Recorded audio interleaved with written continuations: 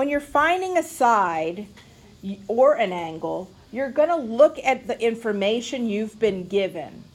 And you have a toolbox, and the toolbox has a Soh, a Cah, and a Toa in it, okay? So you think of it as a toolbox. I've been hanging curtains and hanging stuff on the walls, and I've been fixing things in the house. So you think of a toolbox as having a pair of pliers, a screwdriver, and a hammer. You got to pick the right tool for the job. So the first thing you're going to do is say, which one of those three am I going to use? I look at my angle right here, and it's 28. The side X, is that the opposite, the adjacent, or the hypotenuse? The side with the X on it? Opposite. So I'm going to put a little O there. The 32, is it the opposite, adjacent, or hypotenuse? Somebody else? Adjacent. Adjacent. So I'm going to go up here and find the tool that has an O and an A in it. Which one is that? Which one of those three have an O in it? Toa. So I know I'm going to use tangent. So tangent, the thing that goes next to the tangent is always the angle. Do I know the angle here?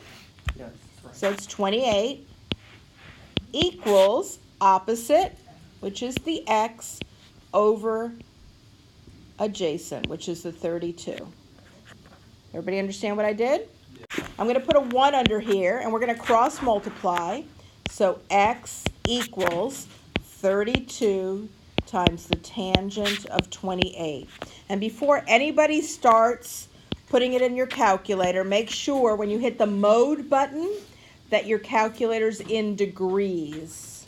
So X equals 17.01. Now you're going to analyze your answer. If 28, isn't 28 going to be the smallest angle in that triangle? Yeah. Because the other one has to add up to 90 with 28. Yep. So it's going to be what, 62? 62. So the bigger side has to be the 32, and 17 has to be smaller. Make sure it makes sense that you can actually have a triangle with those dimensions. Because if you push the wrong button, and you get, like, let's say, if you got a negative, you would know you have a problem. If you got like 0.01, you know you probably have a problem because it probably isn't that small of a side, okay? And if you get 4,922, you know you have a problem. Yeah. Because if one side's 32, the other side can't be 4,000. Okay? First step is to look for the tool, right? So what sides do we have? If this is the angle, X, what is 12? What is 12? Opposite, adjacent, or hypotenuse? Opposite. Opposite. And what is 16? Adjacent or hypotenuse? So which one has an O and an H? So. Yes, so we're going to have sine of X, and the angle always goes next to the sine, cosine, and tangent.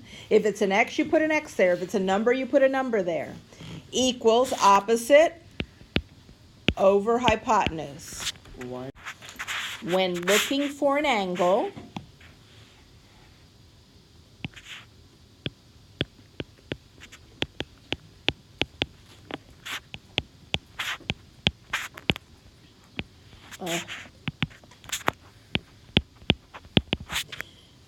use second, cosine, sine, or tangent.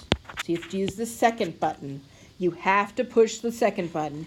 You will hear me say, when you're looking for an angle, what button do you push? Second. It's going to be the second button, and I'll teach you that in a second. Okay, so we already decided that we've got a sine situation because we have an opposite and hypotenuse. We know that the sine of X equals 12 over 16. So the way you key it in your calculator, when the X is over here, is second sine of 12 over 16 equals X. So go ahead and put second sine of 12 over 16 in your calculator, and that will give you the angle. Go ahead and do that. So your X is 48.59 degrees. You always go 2 places for me, and you found your X. So you're done with that one. Go ahead and put it on your paper, those 2 answers. Okay, so here all they want you to tell them is find sine of R, cosine of r, sine of s, and tangent of r, sine of s, cosine of s, and tangent of s. Okay? So 6 answers they want here for these two. We're going to do this one together, so you'll have 6 answers on number 2. All right, so I'm going to put the numbers where they go. Little r is 16, little s is 30, and little t is 34. So the sine of r, we mark r here, is going to be opposite of r over hypotenuse.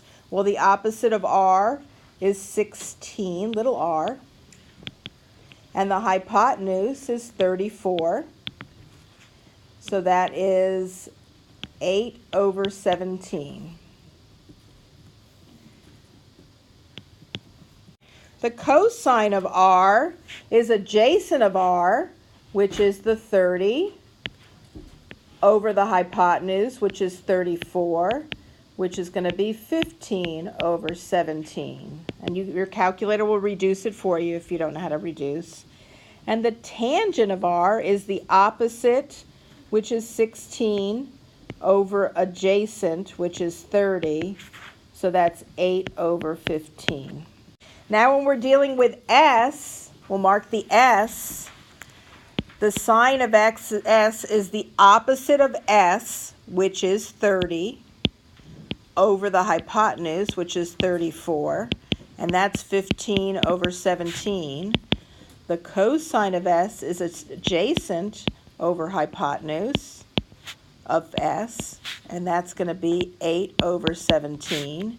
And the tangent of s is going to be the opposite of s over the adjacent, which is going to be 15 over 8. The second section on your worksheet, you're just going to type that in your calculator. Sine of 5, sine of 75.8, and you're going to round your decimals to 4 decimal places. These are going to be very small numbers. Don't worry about it. They're going to be very small. They will not turn into fractions sometimes. So just leave it as decimals.